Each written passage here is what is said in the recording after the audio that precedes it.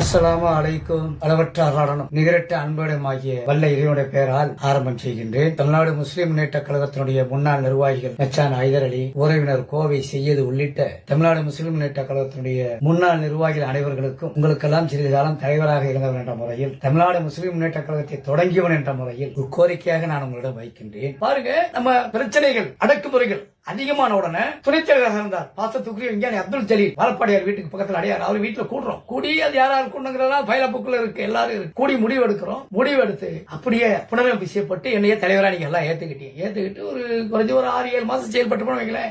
முதலாவது பேரணி அந்த கூட்டத்துல எடுத்து பேரணி எப்ப நடத்துறோம்? 25/8/95 பேரணி. அந்த பேரணிக்கு 23/8/95 அன்னைக்கு காவல்துறை ஆணையாளராக இருந்த கே ராஜசேகர நாயர் கொடுக்கிறார். குணங்குடி ஆரவணிபா பிரசிடன்ட் தமிழ்நாடு முஸ்லிம் முன்னேற்ற கழகம். பாத்தீங்களா, அன்னைக்கு பர்மிஷன் என் தலைவர் தான் பேரணி நடக்குது. அந்த பேரணிக்கு பல்லாயிரக்கணக்கான மக்கள் வந்தாங்க. ஆமா, அந்த பேரணிக்கு வந்த மக்களை எல்லாம் அழைத்த பெருமை வல்ல இறைவன் யார் மூலமாக அழைத்தான் என்றால், நான் அல்லாஹ் அழைப்பாது சொன்னேன். சகோதரர் பிஜே அவர்கள் மூலமா தான். ஒவ்வொருவருக்கும் போன் போட்டு டெலிபோன் டைரியில் உள்ளதெல்லாம் கட் பண்ணி அனுப்பி சகோதரர் தான். எல்லாருக்கும் பங்கு இருந்தாலும் அவருக்குத்தான் சகோதரருக்கு தான் அதிகமான பங்கு இருக்கின்றது என்பதை தெரிவித்துக் கொண்டு, அதே மாதிரி அன்னைக்கு அந்த கொடுத்த மனு நாங்க போல சகோதரர் பிஜேயும் போல மற்றவர்கள் போய் கொடுத்தீங்க.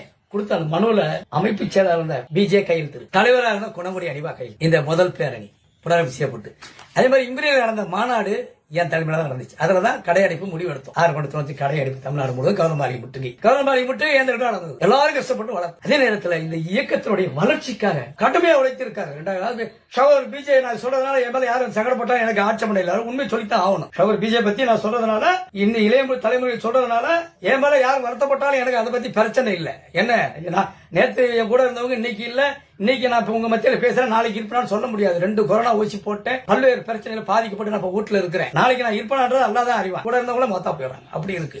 அந்த சகோதரர் பாடுபட்டு உழைச்சாரு, கடுமையா எல்லாத்துக்கும் பங்கு இருந்தாலும் அவருக்கு அதிகமான பங்கு இருக்கு என்னுடைய பார்வைக்கு. ஆனா அந்த சகோதரர் முரண்பாடாகி தமிழ்நாடு முஸ்லிம் முன்னேற்ற கழகத்தை நான் ஜெயில இருக்கிறேன். 10ஆம் தேதி 4ஆம் மாசம் 2004 அன்று தமுக தலைமை நிர்வாக குழு நடைபெற்ற போது தமுகவிலிருந்து விலகுகிறேன், ஜென்டில்மேன் உடன்பாடு செய்வோம் என்று கூறி சகோதரர் பிஜே கைப்பட எழுதிய உடன்பாடு முன் வடிவம். 9ஆம் தேதி 5ஆம் மாசம் 2004 தமுக செய்தி மடல்ல இருக்கு. சகோதரர் பிஜே கைது போட்டு ஜென்டில்மேன் இந்த இயக்கத்தை வளர்ச்சிக்கு 2004 வரை பாடுபட்ட அந்த மனிதர் ஆலிப்சா அவர் எழுதி கொடுத்த ஜென்டில்மேன் ஒப்பந்தம் என்ன சொல்றாரு? இயக்கத்தை அந்த மனுஷன் எனக்கு தான் தமுக சொந்தம் சொல்லல. சகோதரர்களே, வறுமை மீது நம்பிக்கை சகோதரர்களே, கஷ்டப்பட்டு பாடுபட்ட மனிதர் வெளியே போறார், ஒப்பந்தம் போட்டு போறார், எனக்கு சொந்தம் சொல்லல. போய் தனி அமைப்பு காரணாரு தௌஹீத் ஜமாத், அங்கேயும் முரண்பாடு. அந்த சகோதரர் அந்த அமைப்பு அந்த சகோதரத்தை கொடுத்துட்டு வேற இது எதுக்காக சொல்ல வரேன்னா, குணங்குடி மணிஃபா இன்னைக்கு தேதி 1ஆம் தேதி 6ஆம் மாசம் 2021 என்னுடைய இல்லத்திலிருந்து நான் பதிவு செய்றேன்.